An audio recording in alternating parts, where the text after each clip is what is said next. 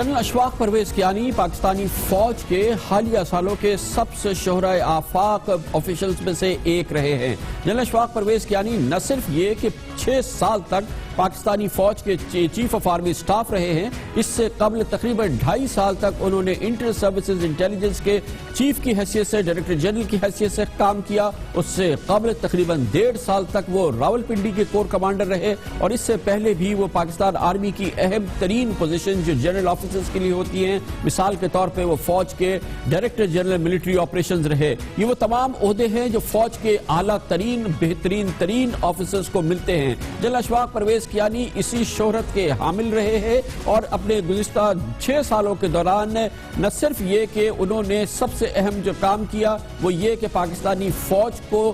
جمہوریت کے حوالے سے مستحکم کیا، جمہوریت کو مستحکم ہونے دیا، اور اس لحاظ سے جمہوریت کے تسلسل کے حوالے سے جنرل اشفاق پرویز کیانی کی جو خدمات ہیں ان کو سب سے زیادہ امپورٹنٹ تصور کیا جاتا ہے۔ لیکن مجموعی طور پہ ان کا 6 سالہ دورے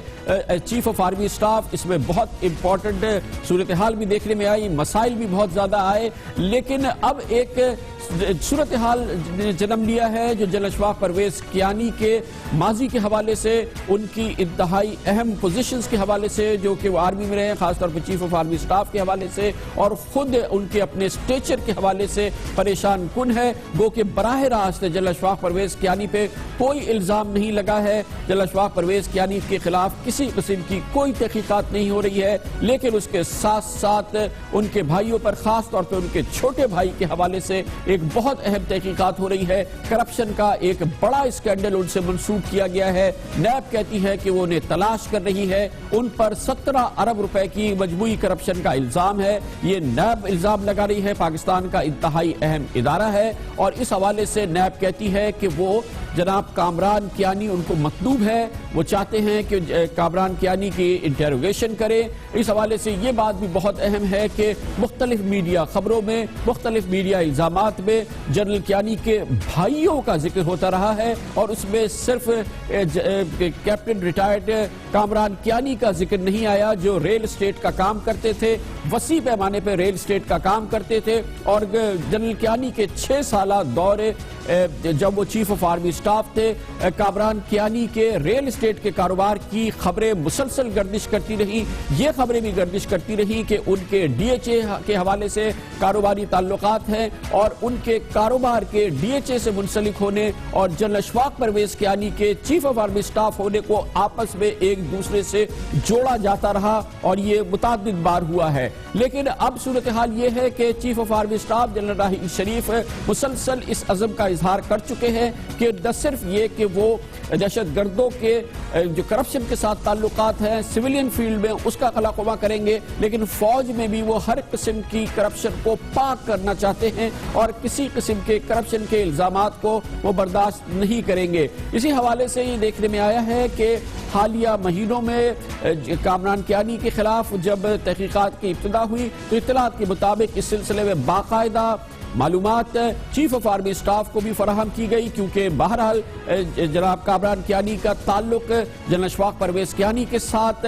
فوج کے حوالے سے یہ حساس معاملہ ہے۔ لیکن نہ صرف یہ، ہماری اطلاعات کے مطابق جنرل راحیل شریف نے اس تحقیقات کے لیے گو ہیڈ دیا، بلکہ انہوں نے ڈی ایچ اے کے مختلف معاملات کے حوالے سے، اور جس کا تعلق لاہور سے بھی ہے اور کراچی سے بھی ہے، نہ صرف یہ کہ ایڈمنسٹریٹر لیول جو کہ ایک بریگیڈیئر کا لیول ہوتا ہے انہوں نے تحقیقات کا حکم دیا، بلکہ اس سے اوپر بھی کافی سینئر لیول پر بھی تحقیقات کا حکم دیا ہے، اور یہ تحقیقات کم از کم ایک انتہائی retired senior army general officer کے خلاف اب بھی جاری ہے، جو کہ اپنی نوعیت کی انتہائی حساس تحقیقات ہے کرپشن کے حوالے سے جو فوج کا اپنا نظام کر رہا ہے۔ لیکن کامران کیانی کے حوالے سے جو تحقیقات ہو رہی ہے اس میں لامحالہ ذکر ہو رہا ہے کہ انہوں نے اپنے کاروبار کو جو توسیع دی، اس میں جو وسعت ہوئی ہے، اس میں اثر استعمال ہوا ہے سابق chief of army staff general Ashfaq Pervez Kayani کا۔ اس دوران نہ صرف یہ کہ کیپٹن ریٹائرڈ کامران کیانی کے ریل اسٹیٹ کاروبار، ڈی ایچ اے سے تعلقات، فوج کے حوالے سے جو زمینوں کے معاملات ہیں اس کا ذکر ہوتا رہا، بلکہ بعض ایسے خریداری کے منصوبے جو کہ فوج نے خریداریاں کی، اسلحہ کی اور دوسرے معاملات کی، اس میں یہ بات بھی سامنے آتی رہی افواہوں کی صورت میں کہ جنرل اشفاق پرویز کیانی کے ایک اور ریٹائرڈ بھائی بریگیڈیئر ریٹائرڈ امجد کیانی جو ہے وہ شاید ان معاملات میں ان کا بھی ہاتھ رہا ہے، یا وہ اس کاروبار میں شریک رہے ہیں، ایسے کاروبار میں شریک رہے ہیں جہاں پر فوج کی اپنی دلچسپی تھی۔ اس وقت ہم اس سلسلے میں مزید بات کریں گے اور ہمیں جوائن کیا ہے جنرل اشفاق پرویز کیانی کے دوسرے چھوٹے بھائی بریگیڈیئر ریٹائرڈ امجد پرویز کیانی نے۔ بہت بہت شکریہ بریگیڈیئر صاحب، آپ نے ہمیں جوائن کیا ہے۔ پہلے تو آپ اپنے حوالے سے پلیز بتا دیجئے گا کہ آپ ریٹائرمنٹ کے بعد کیا کسی ایسے کاروبار سے منسلک رہے ہیں جس نے کسی بھی صورت میں ڈائریکٹلی یا انڈائریکٹلی پاکستانی فوج سے کوئی بزنس کیا ہو یا کسی پروکیورمنٹ میں وہ حصہ لیا ہو؟ آپ کے بزنس انٹرسٹ ڈائریکٹلی اور انڈائریکٹلی کبھی پاکستان آرمی کے ساتھ رہے ریٹائرمنٹ کے بعد؟ تھینک یو خان صاحب، میں گریٹفل ہوں کہ آپ نے ٹائم دیا۔ میں سب سے پہلے اپنے سے شروع کروں گا۔ آپ نے صحیح کہا، میں نے 2005 میں فوج سے ریٹائرمنٹ لے لی تھی اور میں اس کاروبار سے وابستہ رہا ہوں، اور مجھے اس کو ایڈمٹ کرنے میں کوئی کسی قسم کی باک نہیں ہے، کوئی آر نہیں ہے۔ کیا کاروبار تھا لیکن اس کے ساتھ ساتھ میں آپ نے ابھی فرمایا تھا نا کہ میں آرمی کے ساتھ انڈینٹنگ کا کام کرتا رہا ہوں، میں اسی کے بارے میں بات کر رہا ہوں۔ جی، میں نے یہ کام بالکل کیا ہے۔ جن چیزوں کی انڈینٹنگ وہ سبجیکٹ اگر کائنڈلی خان صاحب، میں اسی کی طرف آ رہا ہوں۔ میں نے جتنا عرصہ بھی کام کیا، میرے بھائی کو chief of army staff general Ashfaq Pervez Kayani کو میرے کاروبار کی معلومات بالکل بھی نہیں تھی، یہ میں بالکل یقین کے ساتھ کہہ سکتا ہوں۔ ایک دفعہ انہوں نے مجھ سے پوچھا ضرور کہ تم کیا کیا کام کر رہے ہو، تو میں نے انہیں یہ بولا تھا، میں نے کہا جی میں آپ سے یہ چیز بالکل ڈسکس نہیں کروں گا، کیونکہ اس طرح آپ نیگیٹیولی یا پازیٹیولی کسی طرح سے بھی باعث ہو سکتے ہیں، تو میں آپ سے یہ چیز بالکل ڈسکس نہیں کروں گا۔ میں یہ کاروبار کرتا رہا ہوں، لیکن پاک فوج میں اگر آپ کی معلومات ہوں تو ہمارا جو ایویلویشن کا سسٹم ہے اور پروکیورمنٹ کا سسٹم ہے وہ اتنا ساؤنڈ ہے، اس میں اتنی لیئرز ہیں کہ ایک آدمی چاہے وہ چیف آف آرمی سٹاف ہی کیوں نہ ہو، کسی شخص کی کوئی کسی قسم کی فیور نہیں کر سکتا، چاہے وہ اس کا بھائی ہی کیوں نہ ہو۔ لیکن بریگیڈیئر صاحب یہ معاف کیجئے گا بریگیڈیئر صاحب، لیکن پاکستان کے ماحول میں فوج کے نظام میں بھی آپ خود ریٹائرڈ بریگیڈیئر ہیں، لیکن جب آپ آرمی سے ڈیل کر رہے ہیں اور آپ آرمی کی پروکیورمنٹ سے ڈیل کر رہے ہیں، تو جو وہاں پہ ڈیسیشن ہو رہا ہے، اور ظاہر ہے کہ ساری آرمی جانتی تھی اس لیول پہ کہ آپ آرمی چیف کے چھوٹے بھائی ہیں، یہ آپ خود اندازہ لگا سکتے ہیں کہ پاکستان کے حالات کے اندر یہ سوچنا بہت ہی مشکل ہے کہ جب ڈیسیشن ہوتا ہوگا تو وہ انفلوئنس نہیں ہوتی ہوگی آپ کی پروکسیمیٹی آرمی چیف کے ساتھ کہ آپ ان کے چھوٹے بھائی ہیں اور آپ کو اس سلسلے میں پریفرنس نہیں ملتی ہوگی۔ کیا یہ بات کوئی ایک انڈیپینڈنٹ انویسٹیگیشن ثابت کر سکتی ہے اگر اس کی بھی ضرورت پڑے تو؟ خان صاحب، میں ہر طرح سے ہر قسم کی انویسٹیگیشن کے لیے حاضر ہوں۔ آرمی جو کوئی پولیٹیکل پارٹی نہیں ہے جہاں پہ ایک آدمی ٹاپ پہ بیٹھ کے سارے ڈیسیجن کر رہا ہو۔ آرمی کی اپنی ایک ہیرارکی ہے، اس میں ہر چیز جو ہے بڑے سسٹمیٹک طریقے سے ہوتی ہے، اور یہی وجہ ہے کہ ہم آج پاکستان میں سب سے آرگنائزڈ اور سب سے ایفیکٹو آرگنائزیشن کے طور پہ ایگزسٹ کر رہے ہیں۔ اگر ایک آدمی کے اشاروں پہ آرمی چل رہی ہوتی تو آج آرمی اس سٹیج پہ نہ ہوتی جہاں پہ یہ آج موجود ہے. تو برگیڈیئر صاحب کبھی آپ کے اس بزنس آپ کے نے دوران درست فرمایا کہ جنرل کیانی نے آپ سے کہا نہیں کہ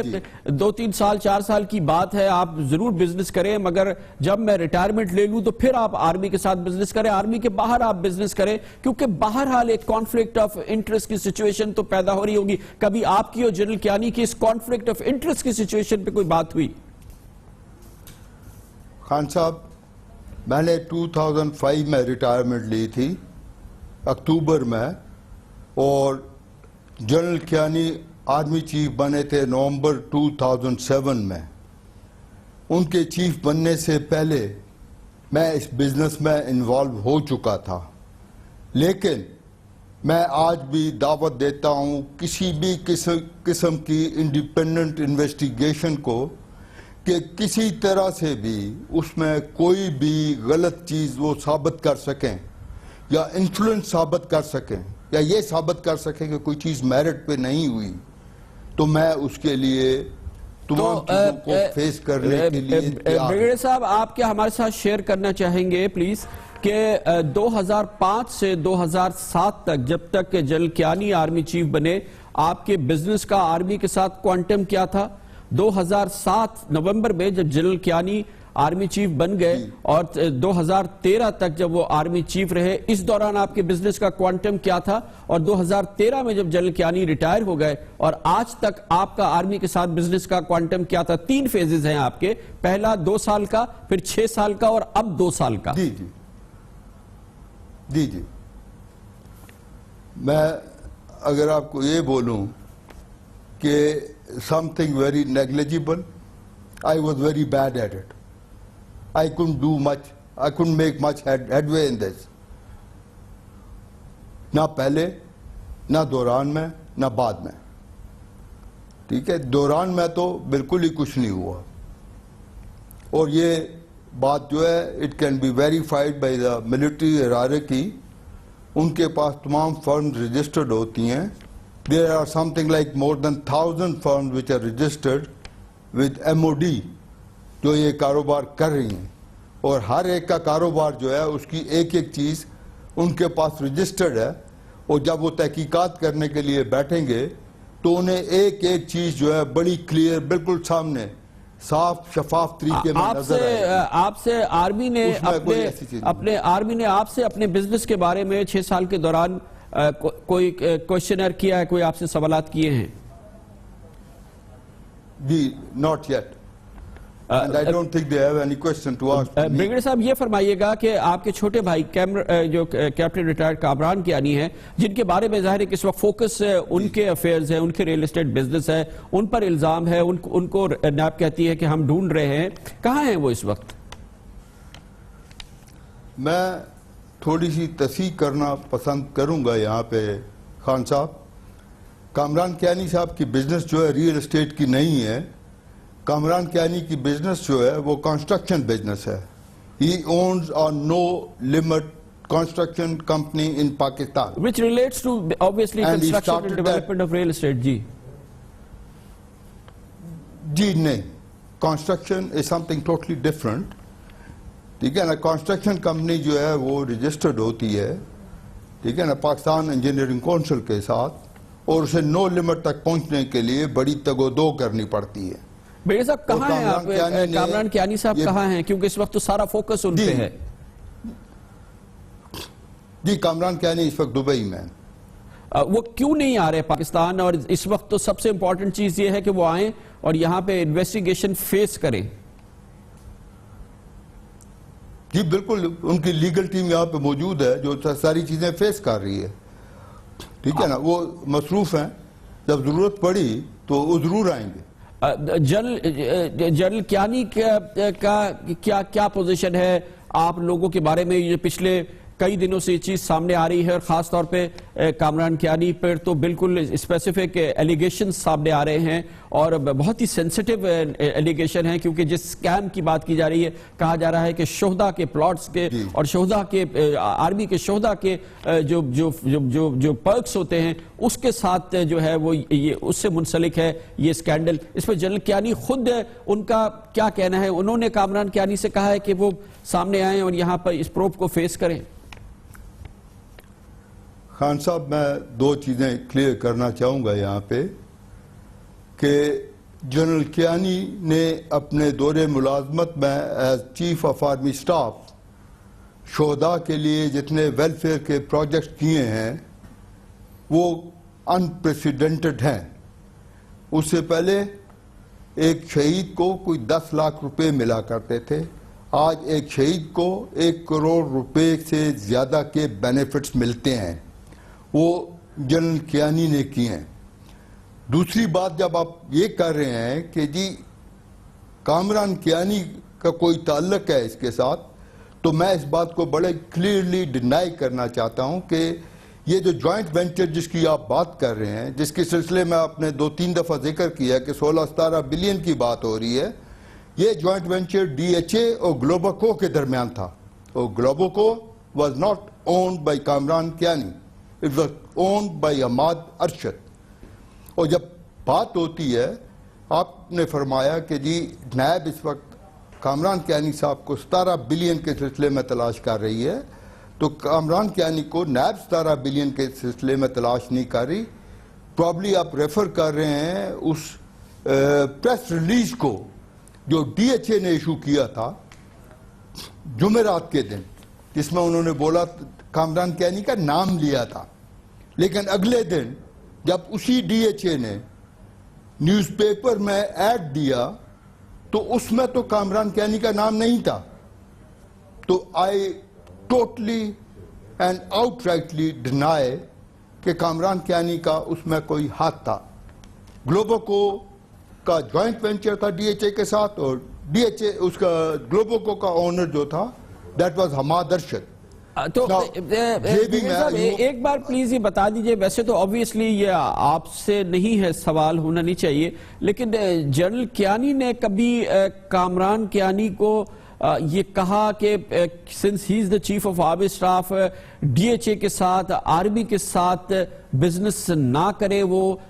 کیونکہ پھر وہی جیسے آپ کی والی بات ہے کہ یہ کانفلکٹ آف انٹرسٹ کی بات ہے, اور آپ اس بات کو ریکگنائز تو کریں گے کہ اگر آپ لوگ اس دور میں آرمی کے ساتھ بزنس نہیں کرتے تو شاید اس زمانے میں بھی, اور آپ کے علم میں ہے کہ اس زمانے میں بھی جنرل کیانی سے یہ بات ان کے اپنے انسٹیٹیوشن میں بھی کی جاتی تھی, اور یہ سرکولیٹ کر رہی تھی مسلسل کہ جنرل کیانی کے بھائی یہ کر رہے ہیں, جنرل کیانی کے بھائی وہ کر رہے ہیں. جب وہ آرمی چیف بھی تھے اس وقت انہوں نے کوئی کیٹیگوریکل انسٹرکشنز یا آپ لوگوں کو یہ کہا نہیں کہ آپ لوگ یہ فی الحال نہ کریں, ڈیفر کریں, یا آرمی کے اندر اپنے انسٹیٹیوشن میں انہوں نے کوئی اپنی جانب سے کوئی ڈائریکٹیوز ایشو کیے ہوتے کہ آپ لوگ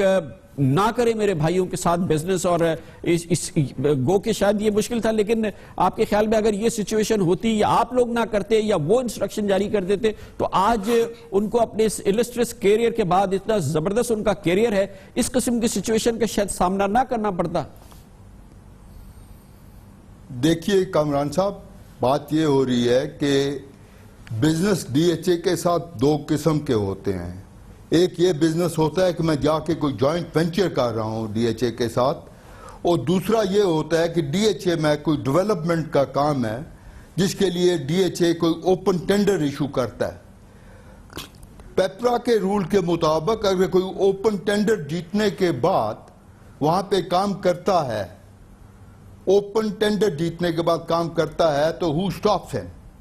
یہ ہر پاکستانی سٹیزن کا حق بنتا ہے کہ وہ رول کے مطابق اور لا کے مطابق بزنس کرے. کامران کیانی نے اگر ڈی ایچ اے کے ساتھ کوئی بھی کام کیا تو زیادہ جو بھی تھا ڈیولپمنٹ کا تھا جو اس نے اوپن ٹینڈر میں جیتا. اگر کوئی یہ پروو کر دے کہ کامران کیانی کو چیف آف آرمی سٹاف کے ٹینیور کے دوران کوئی کانٹریکٹ ایوارڈ کیا گیا یوں اٹھا کے آؤٹ آف دا وے کہ یہ تم کر لو, تو یس we stand accused. But if we win some contract میں ایک اور چیز کی تصحیح کرنا چاہتا ہوں یہاں پہ اینڈ ویری امفیٹیکلی کہ کامران کیانی نے بزنس شروع کیا تھا 1999 میں، اور جس وقت چیف آف آرمی اسٹاف بنے تو by then he had done the contracts worth something like 7 billion rupees. Construction کی بزنس کی بات کر رہا ہوں میں. یہ وہ والے کانٹریکٹ تھے جو اس نے اوپن ٹینڈر میں جیتے. ابھی کین somebody stop somebody کہ جی ٹینڈر ہی مت دیں آپ؟ جب آپ کے پاس ایک نو لمٹ کمپنی ہے، آپ ٹینڈریں بھی چھوڑ دیں تو کچھ عرصے کے بعد تو آپ وہ حیثیت بھی لوز کر جاتے ہیں. بہت شکریہ بگڑی صاحب. بس اگر کوئی بندہ یہ پروو کر دے، اگر ایسا ہوتا تو شاید آج یہ سچویشن نہیں ہوتی. یقینی طور پہ یہ کوئی بہت حوصلہ افزا سچویشن نہیں ہے، نہ آپ کے لیے، نہ کامران کیانی کے لیے، اور خاص طور پہ جنرل اشفاق پرویز کیانی کے لیے، اور اس سے بھی زیادہ خاص طور پہ پاکستانی فوج کے ادارے کے لیے، جس کے 6 سال تک رہنے والے چیف آف آرمی اسٹاف کے حوالے سے، ان کے عزیزوں کے حوالے سے، ان کے بھائیوں کے حوالے سے یہ سچویشن ہوئی. بہت بہت شکریہ، آپ نے ہمیں جوائن کیا. لیتے ہیں چھوٹا سا commercial break. General Ashfaq Pervez Kayani کا 6 سالہ دور، اس دور کے دوران کیا کچھ ہوا؟ کیا جنرل کیانی متنازع ہو گئے ہیں؟ کیا مورخ ان کو شاندار سپاہ سالار کے طور پہ یاد کرے گا یا نہیں؟ اس کا جائزہ لیتے ہیں چھوٹے سے کمرشل بریک کے بعد.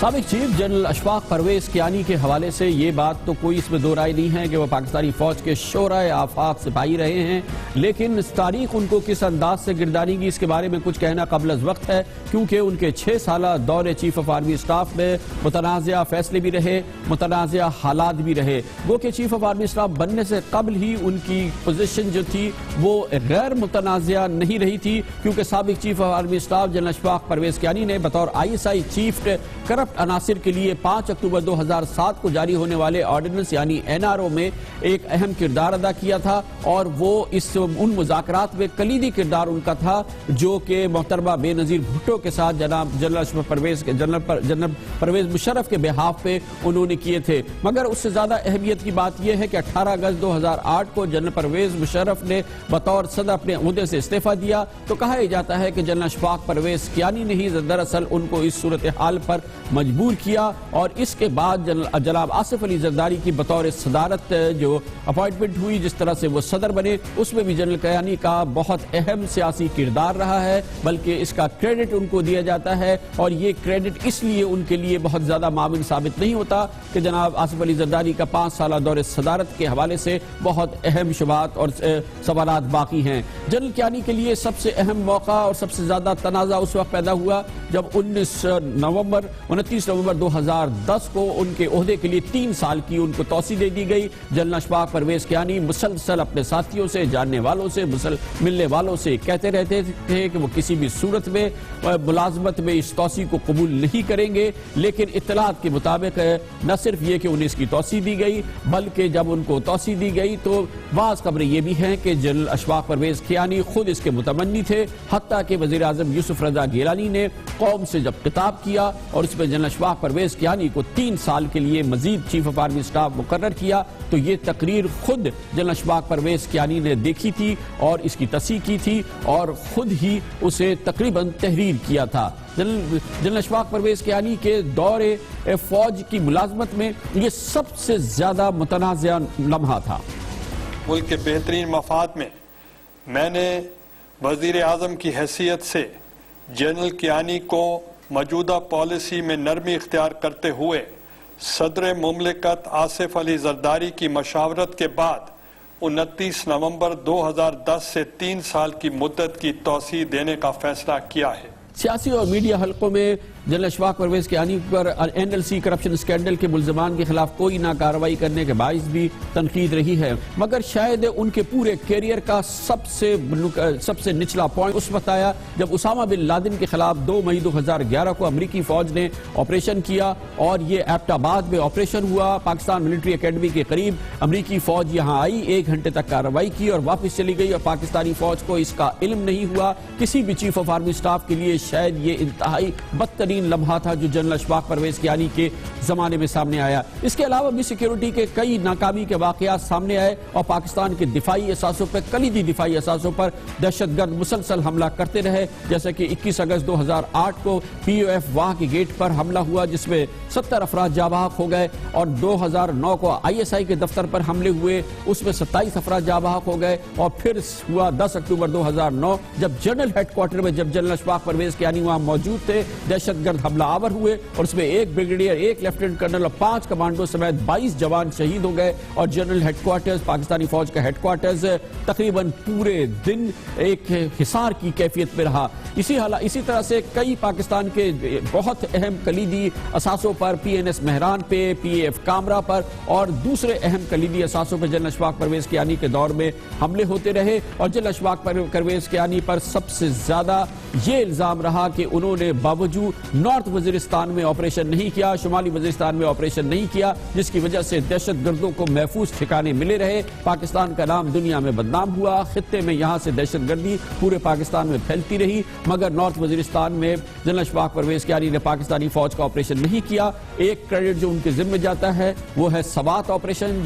جس کے نتیجے میں سوات کا یہ علاقہ, پورا علاقہ جو کہ دہشت گردوں کے نرغے میں تھا اور مکمل طور پہ قبضے میں تھا, اس کو آزاد بھی کرایا گیا, اور سوات دہشت گردی کے خلاف کامیاب جنگ کی ایک علامت بن گیا. پاکستان کے فوجی ماہرین, ریٹائرڈ فوجی جنرل اشفاق پرویز کیانی کے دور کے بارے میں کیا کہتے ہیں یہ تو ابھی ہم پوچھ لیتے ہیں, لیکن مورخ ان کے اس دور کے بارے میں اور جنرل اشفاق پرویز کیانی کو کس طرح سے یاد رکھے گا یہ کہنا کچھ قبل از وقت ہوگا. اس کے لیے ہمیں جوائن کیا ہے, ہمارے ساتھ موجود ہیں پاکستانی فوج کے سابق DGI lieutenant general retired Ziauddin Butt, پاکستانی فوج کے سابق corps commander lieutenant general retired Amjad Shoaib اور بریگیڈیئر ریٹائرڈ حارث نواز نے. بہت بہت شکریہ جنرل صاحب, آپ نے ہمیں جوائن کیا ہے. جنرل بٹ صاحب, آپ سب سے پہلے یہ بتا دیجئے کہ جنرل کیانی کے بھائیوں کے حوالے سے مسلسل بات ان کے دور میں بھی ہوتی رہی, اور اب اس سارا اثر جو ہے ان کے پورے کیریئر پہ ان کے بھائیوں کے بزنس ایشوز کی وجہ سے پیدا ہو رہا ہے. آپ بتائیے کہ جنرل کیانی نے کس طرح سے آپ کے خیال میں ڈیل کیا اپنے بھائیوں کے ایشوز میں جب وہ آرمی چیف تھے؟ بھائیوں سے تو جہاں تک مجھے علم ہے, فوج کے جو لوگ باتیں کرتے تھے, بھائیوں سے تو انہوں نے اپنے کو الگ رکھا اور وہ انڈیپینڈنٹلی کر رہے تھے. انہوں نے اپنے بزنس اسٹیبلش کیے ہوئے تھے. چھوٹا جو تھا کامران, اس کی ایک پارٹنرشپ تھی جنرل جنجوعہ کے بیٹے کے ساتھ, وہ کمپنی اس نے بنا لی, جنجوعہ اینڈ کامران, JK اس کا نام تھا. پھر اس نے کانٹریکٹ لینے شروع کیے اور کافی کامیابی رہی اس کو ان میں کانٹریکٹس میں. تو اس کو تو آپ جنرل کیانی کے ساتھ تو نہیں ملا سکتے. جنرل کیانی جو تھے وہ اپنے اس میں اتنی بزی تھے, اور جیسے آپ نے بتایا کہ NRO بھی ہو گیا, دوسرے معاملات بھی ہو رہے تھے, پاکستان ایک بڑے مشکل وقت میں سے گزر رہا تھا, تو ان کو انہوں نے سنبھالا, اور اس وقت کے جتنے حالات تھے ان کو انہوں نے بڑی دانشمندی سے ان کو فیس کیا. تو باقی یہ جو سکینڈلز وغیرہ بن رہے ہیں یہ تو ابھی الزام ہے, ابھی تک اس کا جرم ثابت تو نہیں ہوا, لیکن الزام ہے اور ظاہر ہے اس کی انویسٹیگیشن ہونے چاہیے. اور میرے خیال میں جہاں تک تعلق ہے گورنمنٹ کا یا آرمی کا, تو زیرو ٹالرنس ہونی چاہیے کرپشن کے خلاف. جنرل امجد صاحب, آپ بتائیے گا کہ آپ کے خیال میں بٹ صاحب سمجھتے ہیں, جنرل بٹ صاحب سمجھتے ہیں کہ انہوں نے بہت اچھی طرح سے اس کو ہینڈل کیا. آپ کی کیا رائے ہے جنرل کیانی کے ان کے بھائیوں کے کاروبار کے حوالے سے ان کا اپنا کنڈکٹ کیسا رہا؟ جنرل کیانی کے بھائیوں کا جہاں تک آپ ذکر کر رہے ہیں, یہ بالکل ان کے اپنے ٹینیور میں جبکہ وہ چیف آف آرمی سٹاف تھے تو ان کے بھائیوں کے بارے میں مختلف قسم کی خبریں آتی رہیں, مختلف قسم کی باتیں ایسی کی جاتی رہیں جن سے یوں لگتا تھا کہ وہ شاید ان کی پوزیشن یا حیثیت سے فائدہ اٹھا رہے ہیں. تو اس معاملے میں میرا اپنا جو نالج ہے تھوڑا بہت, میں نے جو کچھ لوگوں سے سنا کہ جب جنرل کیانی سے اس بارے میں ذکر کیا گیا, ان سے شکایت کی گئی, تو انہوں نے یہ کہا کہ میرا جہاں تک نالج ہے وہ کوئی ایسا کام نہیں کر رہے, لیکن اگر کر رہے ہیں تو کوئی بھی ادارہ ان کے خلاف اگر کوئی ایکشن کرے تو مجھے اعتراض نہیں ہوگا. یہ اس زمانے میری ڈائریکٹ ان سے بات نہیں ہوئی تھی, میں نے کسی کے ذریعے یہ سنا. تو اب اس کے بارے میں کیا سچائی کیا ہے میں نہیں کہہ سکتا, لیکن آپ کی بات درست ہے کہ یہ ان کے اپنے ٹینیور میں ہی یہ مسائل سامنے آنے شروع ہو گئے تھے. اور بریگیڈیئر صاحب آپ بھی دیکھ رہے ہیں آپ کا بھی ایک بڑا ونٹیج ویو ہے. آپ کے خیال میں جنرل کیانی نے اپنے بھائیوں کے کاروباری ایشوز کو خاص طور پہ آرمی کے ساتھ جو کاروبار کر رہے تھے جب وہ چیف آف آرمی سٹاف تھے اس کو کیسے ڈیل کیا؟ فیئرلی ڈیل کیا یا کیسے ان کا کنڈکٹ رہا؟ ریگارڈنگ ہز بردرز بات یہ ہے کہ بیسیکلی یہ بات ہے کہ ان کے بھائی بزنس کرتے تھے, کنسٹرکشن کا کرتے تھے, اور وہ انہوں نے کامران کیانی نے بھی کیا, اور لیکن اس میں کئی جگہ پر جو ان کو نہیں خود معلوم بھی ہوتا تھا اور کہیں نہ کہیں مس یوز نام ضرور ہو جاتا ہے. ہاں یہاں میں یہ کہوں گا کہ کیونکہ ان کو سورس رپورٹس بھی آتی ہوں گی, انفارمیشن بھی آتی ہوں گی, ان کا کافی ذرائع سے معلوم ہوتا ہوگا, تو تھوڑا سا وہ اپنے کمانڈرز کو جو لاہور کور میں تھے یا کہیں اسلام آباد پنڈی میں تھے ان کو یہ کرتے کہ آپ ذرا خیال کریں بیکاز آئی ڈونٹ وانٹ کہ my name should be misused, اور ایلس وہ اپنے بھائیوں کو بھی یہ کہہ سکتے تھے کہ آپ ذرا احتیاط کریں اور گو سلو, آئی ڈونٹ وانٹ کہ میری ریپوٹیشن خراب ہو. میں نے پوری فوج میں بہت اچھا نام کمایا اور میں ان کو پرسنلی بھی جانتا ہوں. He was one of the best professional soldier army could produce, تو اس لحاظ سے تو کوئی ڈاؤٹ نہیں ہے. لیکن اگر وہ تھوڑا سا اس میں اور انفلوئنس استعمال کرتے اور گلو سلو میں رکھتے تو میرے خیال میں جو آج باتیں ہو رہی ہیں یہ باتیں نہ ہوتی. یہ بتائیے گا جنرل بٹ صاحب کہ جو ٹینیور تھا جنرل کیانی کا, ظاہر ہے کہ وہ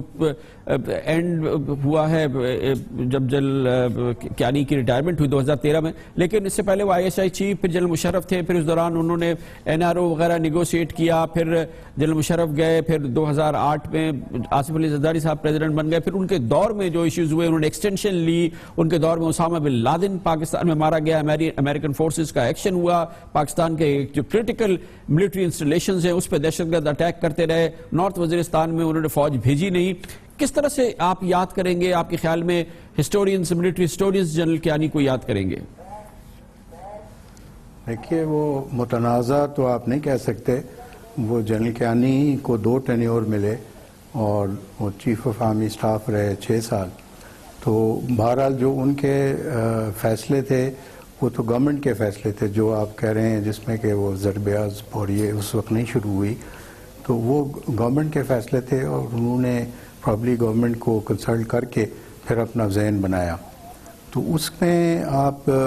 آرمی چیف کو تو بلیم نہیں کر سکتے. آرمی چیف تو وہی فالو کرتا ہے جو اسٹریٹجی اس کو گورنمنٹ دیتی ہے.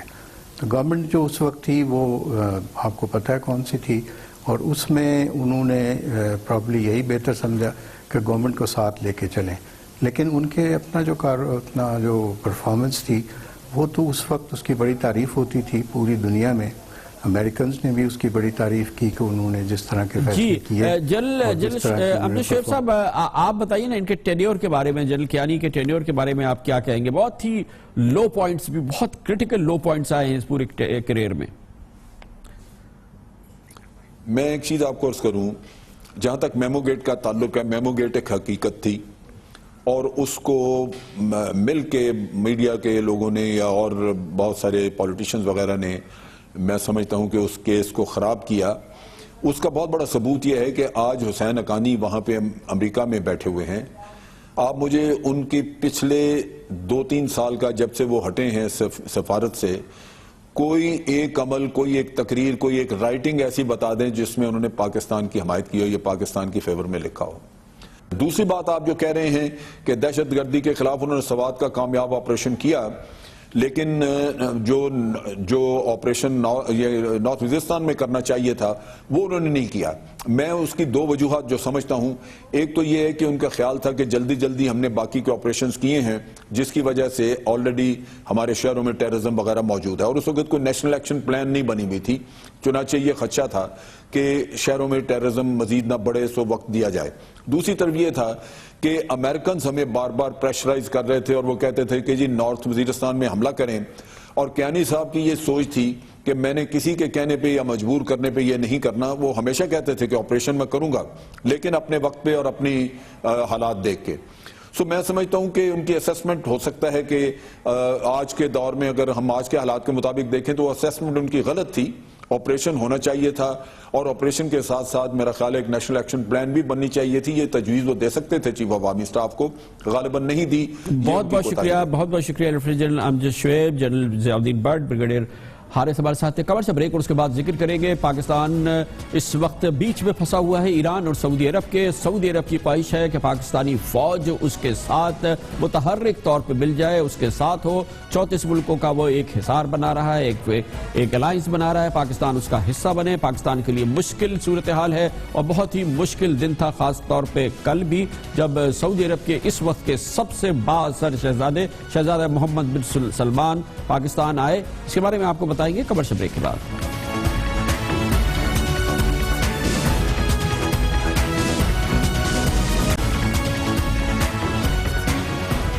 Welcome back. سعودی عرب کے سب سے اہم شہزادے اس وقت, سعودی عرب کی سب سے اہم اور بااثر شخصیت وزیر دفاع اور نائب ولی عہد شہزادہ محمد بن سلمان کل پاکستان میں تھے, اور یہ ایک بہت اہم دورہ تھا اسی تسلسل میں جو کہ اس سے پہلے اہم ترین سعودی شخصیات پاکستان میں کر رہی ہیں. اس سے پہلے سعودی عرب کے وزیر خارجہ جناب عدیل الجبیر پاکستان آئے تھے, اور مسلسل سعودی عرب کا اصرار یہ ہے کہ پاکستان اس 34 ملکی فوجی اتحاد کا حصہ بن جائے جو سعودی عرب تشکیل دے رہا ہے. اور بعض تجزیہ کاروں کے نزدیک یہ اتحاد جو سعودی عرب کے اثر میں آنے والے مسلمان ممالک پر مشتمل ہے, دراصل ان ممالک کے خلاف ہوگا جو کہ ایران کے اثر میں آتے ہیں, اور یہ اس کشمکش کا حصہ ہے جو سعودی عرب اور ایران کے درمیان جاری ہے. پاکستان کے لیے مسئلہ, بہت اہم مسئلہ یہ ہے کہ ایران بھی سعودی عرب کی طرح سے پاکستان کا ایک بہت امپورٹنٹ دوست ملک ہے, اور ایران کی زیادہ اہمیت اس لیے بھی ہے کہ وہ پاکستان کا ہمسایہ ہے, اس کا بارڈر پاکستان کے ساتھ ایک طویل بارڈر ہے. دوسری جانب سعودی عرب پاکستان سے متحرک فوجی مدد مانگ رہا ہے, اور اسی لیے سعودی عرب سے آنے والے تمام اہم ترین اہلکار, جس میں کل شہزادہ محمد بن سلمان بھی شامل ہیں, ان کی پہلی ملاقات جنرل ہیڈ کوارٹر میں ہوتی ہے جہاں وہ چیف آف آرمی سٹاف سے ملتے ہیں. اور کل کی انتہائی غیر معمولی ملاقات تھی کیونکہ اس میں چیف آف آرمی سٹاف کے ساتھ پاکستانی فوج کے کئی اہم ترین لیفٹیننٹ جنرلز بھی اس ملاقات میں جنرل شہزادہ محمد بن سلمان کے ساتھ شریک رہے. یہ ایک غیر معمولی اجتماع تھا. پاکستانی فوج کے سینئر کمانڈرز اور چیف آف آرمی سٹاف کی کسی غیر ملکی شخصیت سے اس انداز کی ملاقات ہے, یقینی طور پہ یہ اعزاز صرف سعودی عرب کو حاصل ہے کہ وہ اس قسم کی ملاقات کر سکتا ہے. لیکن ابھی ہم اس بارے میں حتمی طور پہ کچھ نہیں کہہ سکتے کہ فیصلہ کیا ہوا ہے. یہ فیصلہ بہرحال ہے کہ اگر سعودی عرب کی سالمیت پہ کوئی بھی حملہ ہوگا, کوئی بھی خطرہ آئے گا, تو پاکستان سعودی عرب کی مدد کو پہنچے گا. اس کے مختلف معنی پہنچائے جا رہے ہیں, لیکن سعودی عرب کی پاکستان سے خواہش اور پاکستان نے کس حد تک سعودی عرب کی ان خواہشات کو پورا کرے گا, اس کے لیے ہمیں جوائن کیا ہے اس پہ تبصرہ کرنے کے لیے پاکستان کے ممتاز سینئر دفاعی تجزیہ کار جناب اکرام سہگل نے. بہت بہت شکریہ سہگل صاحب. کیا معلومات ہے سعودی عرب ایکچولی مانگ کیا رہا ہے پاکستان سے, کہ ہمیں کیا چاہیے انہیں, جو یہ سینئر کمانڈرز کے ساتھ کل شہزادہ محمد بن سلمان کل بیٹھے, اس میں کیا وہ ان کی بنیادی ڈیمانڈ کیا ہے یا ریکویسٹ کیا ہے؟ کمران, اس کے لیے تھوڑا سا پیچھے جانا پڑے گا. جب ان لوگ نے کوئلیشن اناؤنس کیا تھا, آپ کو یاد تھا اس کے 11 ممبر کوئلیشن میں پاکستان کا نام شامل تھا,